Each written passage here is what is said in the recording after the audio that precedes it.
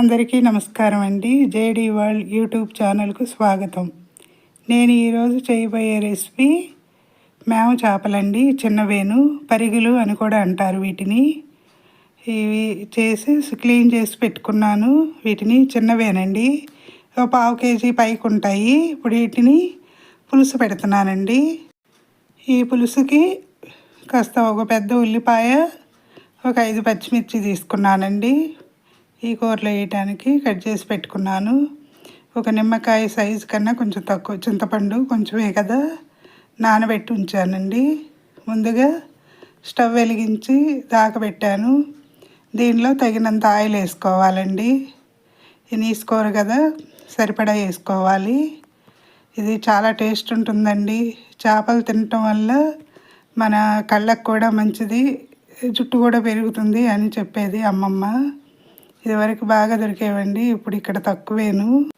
Oil వేడైంది అని చూసుకోవాలండి. ఆయిల్ వేడైన తర్వాత కాస్త ఆవాలు, పోపులోకి జీలకర్ర వేసుకోవాలి. అవి వేగిన తర్వాత కాస్త కరివేపాకండి. ఈ నీసు కూరలకి కరివేపాకు వేయటం వల్ల స్మెల్ రాదు, మంచిగా ఉంటుంది. ఇప్పుడు అవి వేగిన తర్వాత ఈ కట్ చేసి పెట్టుకున్న ఆనియన్, మిర్చి, ఇప్పుడు కూరకు సరిపడా గళ్ళుప్పు అండి. గళ్ళుప్పు వేసిన తర్వాత చిటికెడు పసుపు వేసుకోవాలండి. పసుపు వేయటం వల్ల కలర్ ఉంటుంది, హెల్త్కి కూడా చాలా మంచిదండి. ఇవి మొత్తం కలపాలి. కలిపి కొంచెం మగ్గే వరకు ఉంచాలండి మూత పెట్టి. ఇలా దీనిలోనే ఇప్పుడు కారం వేసుకోవాలండి తగినంత.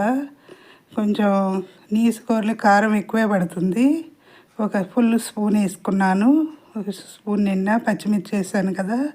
ఇవి మొత్తం కలిపిన తర్వాత ఉప్పు వేసి శుభ్రం చేసి పెట్టుకున్న ఈ మేమ చేప ముక్కలు వేసుకోవాలండి. ఇవి చిన్న చేపలే కదా, ఇంకా ముక్కలు కట్ చేస్తే ఇది ఉండదు, చేపగానే వేసుకోవచ్చండి. ఇదివరకు బాగా దొరికేవండి మాకు కోడూరు సైడు.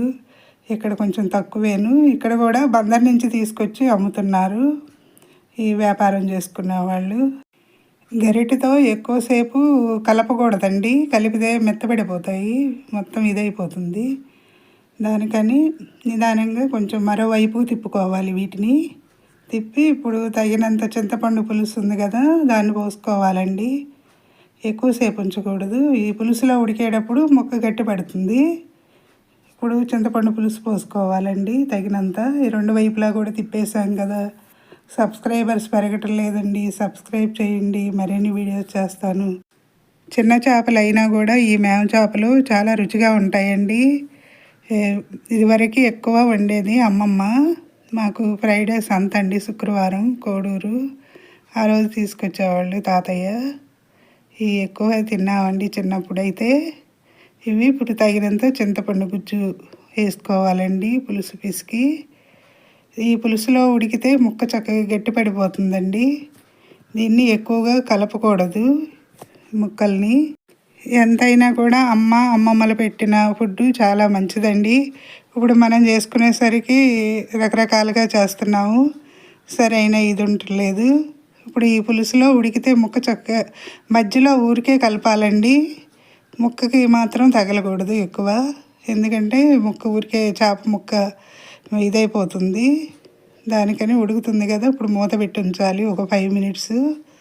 అయిపోయిన తర్వాత ఒకసారి చూడాలండి. అయిపోవచ్చింది. మేమ చేపల పులుసు అండి. నేను చేసే వీడియోస్ ఎలా ఉన్నాయి మీరు కూడా చేసి కామెంట్స్లో పెట్టండి. మా వైపు వీటిని మేమ పరిగిలు అంటారు, మేమ చేపలు అంటారండి. ఇవి చిన్న, వీటిలో పెద్దవి కూడా ఉంటాయి. ఈ కూర చాలా టేస్ట్ ఉంటుందండి. వేడి అన్నంలోకి ఈ పులుసు కూర. చల్లారితే ఇంకా బాగుంటుంది ఈ పులుసు. రాత్రి వండి పొద్దున్న తింటే కూడా బాగుంటుంది. దీనిలోకి అయిపోయిన తర్వాత కాస్త కరివేపాకు, కొత్తిమీర వేసానండి. కొత్తిమీర వడిలినట్టుంది. కరివేపాకు వేయటం వల్ల స్మెల్ బాగుంటుందండి, నీసు వాసన రాదు. దానికని చెప్పేసి కరివేపాకు వేస్తామండి ఈ చేపల పులుసుల్లోనూ. చాలా బాగుంటుందండి.